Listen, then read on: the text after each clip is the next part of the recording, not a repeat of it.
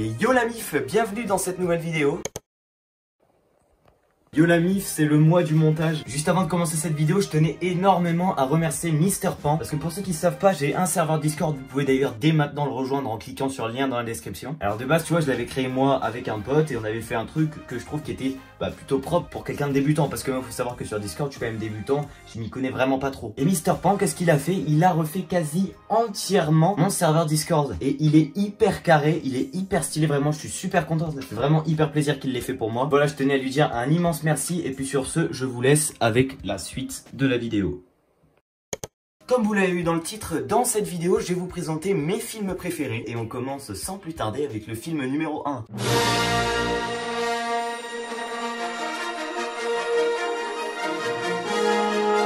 Je pense que vous avez reconnu rien qu'à la musique cette saga, parce que là je peux pas vraiment parler de film préféré, c'est vraiment la saga que j'apprécie. Cette saga est hors concours pour moi, c'est tout simplement ma saga de film préféré. Bon, pour ceux qui jusque là n'avaient pas compris, c'est tout simplement toute la saga Star Wars, excepté 7, 8, 9. Encore le 7, ça passe. Le 8, il est éclaté au sol, vraiment éclaté. Le 9, ça va encore, mais franchement, le Star Wars de 1 à 6, une pépite, une pépite. J'ai un peu grandi avec ces films-là, je les regardais beaucoup quand j'étais petit. Pour ceux qui n'auraient jamais vu un épisode de Star Wars, je vais vous expliquer un petit peu en quoi ça consiste. Déjà, il faut savoir que la sortie des films est un peu bizarre. Le réalisateur, George Lucas, a sorti d'abord l'épisode 4, 5, 6, mais à l'époque, c'était l'épisode 1, 2, 3. Et après, il s'est dit, pourquoi pas faire des films sur ce qui se passe avant. Donc, il s'est mis à changer la numérotation et il a sorti les films 1, 2, 3. Et donc, il a changé la numérotation des premiers films qu'il avait sortis, il les a passés en 4, 5, 6. Puis, Disney a récemment, ça date de 2014 ou 2015, je crois. Disney a racheté Lucasfilm et donc du coup ils se sont dit pourquoi pas faire un 7, un 8 et un 9. C'était pas la peine les gars, mais c'est pas grave. Star Wars, ça veut tout simplement dire la guerre des étoiles, ça se passe dans l'espace, on peut voyager à la vitesse lumière de planète en planète, enfin voilà. Alors dans le 1, 2, 3, c'est une guerre entre la République, donc les gentils, et les séparatistes, les méchants. Dans cet univers là, il y a un petit peu une sorte de super pouvoir qu'on appelle la force et que pas tout le monde ne peut maîtriser,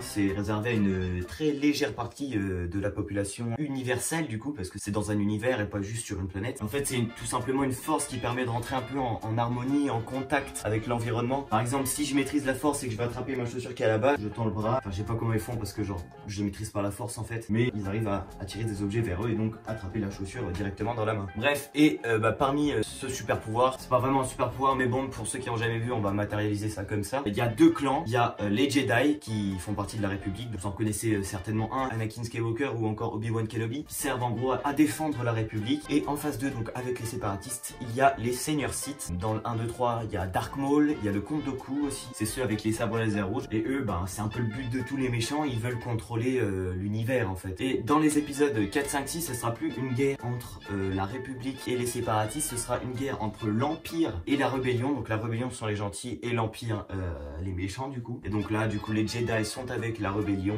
et les Sith sont avec l'Empire. Et donc le but de la Rébellion, ça va être voilà de faire chuter l'Empire tout simplement. Et après 7, 8, 9, n'en parlons pas, c'est bizarre, il y a un peu une sorte de nouvel empire avec une nouvelle rébellion. Je sais pas c'est quoi leur délire, enfin voilà quoi. 7, 8, 9, on fait un peu abstraction de ces trois films parce qu'ils sont vraiment pas fous. Voilà, j'espère que ça vous a donné envie de regarder Star Wars et puis sur ce, on passe au film numéro 2.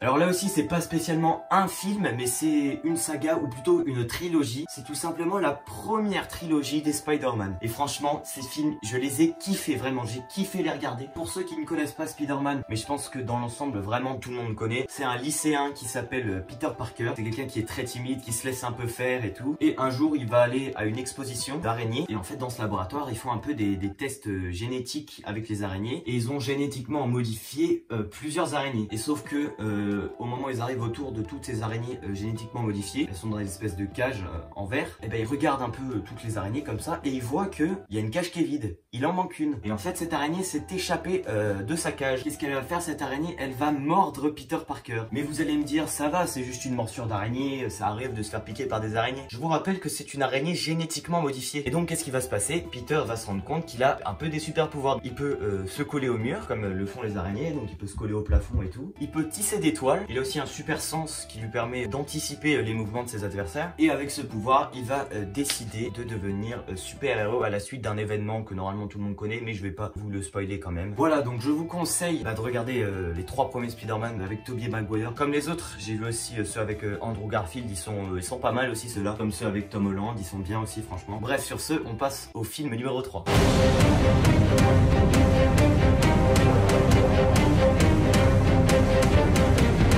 Alors là pour le coup c'est pas une saga, c'est vraiment un film et il a rien à voir avec les 2 précédents. C'est le film 1917. En fait on est pendant la Première Guerre mondiale. Je sais plus vraiment le lieu où on est, mais en gros l'armée anglaise va lancer un assaut. Sauf qu'en fait les Allemands ils ont changé de position ou un truc du genre et cet assaut serait totalement un échec. Sauf qu'à cette époque là il n'y a pas les téléphones, donc on peut pas juste envoyer un SMS et dire finalement on va pas faire l'assaut, c'est compliqué, je pense qu'on va perdre donc il vaut mieux ne pas tenter cet assaut. Sauf que voilà, comme je viens de le dire, il n'y a pas de téléphone et donc 2 soldats vont devoir partir, aller jusqu'à l'autre champ de bataille pour tout simplement leur transmettre cet ordre de ne pas tenter cet assaut. Donc c'est une histoire de guerre assez basique, mais ce qui fait tout de ce film, c'est la réalisation. Cinématographiquement parlant, ce film est un chef-d'œuvre. C'est une pépite, je ne veux rien savoir. Parce qu'en fait, ce film est composé entièrement de plans séquences. Alors pour ceux qui ne savent pas, un plan séquence, c'est tout simplement un plan séquence.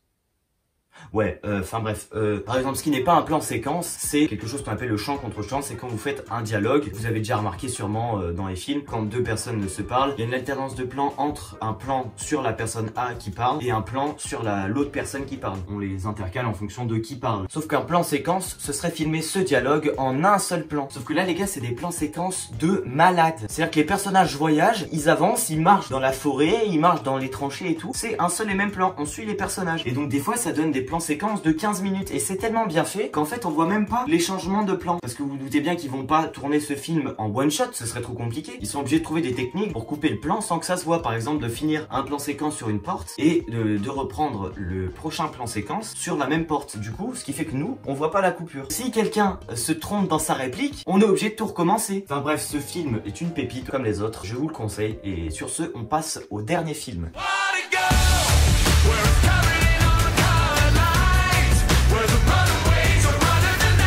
Ce film n'a strictement rien à voir avec les 3 précédents. Il s'agit de The Greatest Showman. En gros, c'est un film qui va raconter l'histoire d'un gars, je me souviens plus de son nom, mais l'acteur en tout cas c'est Hugh Jackman. En fait, pour enrichir sa famille, parce qu'il a besoin d'argent, il a décidé de créer un spectacle avec des gens qu'on n'a pas l'habitude de voir à l'époque. Parce qu'il faut savoir que ça se passe au 19e siècle. Et donc à l'époque, on n'a pas l'habitude de voir des nains, des femmes à barbe, même encore aujourd'hui on n'a pas l'habitude, tu vois. Mais des personnes un peu improbables, des géants, des trucs comme ça. Et va décider de monter un spectacle avec toutes ces personnes improbables et qui sont un peu rejetées de la société à l'époque. Sans le savoir, il va tout simplement créer le cirque. Et c'est un film que j'ai vraiment bien aimé parce que c'est un film qui est un peu fait en mode comédie musicale. Alors vous, ça va peut-être pas vous plaire, mais moi, faut savoir que j'ai fait la comédie musicale. Peut-être qu'un jour, je ferai une vidéo dessus. Du coup, c'est un film que j'ai pris énormément de plaisir à regarder. Après, peut-être que d'un point de vue critique de cinéma, peut-être que ce film est pas ouf, mais en tout cas, quand je l'ai regardé en mode spectateur, j'ai kiffé ce film. Voilà, j'étais dedans du début à la fin. Les chansons du film sont vraiment bien. Alors attention, c'est pas du rap US ou des trucs comme ça, c'est vraiment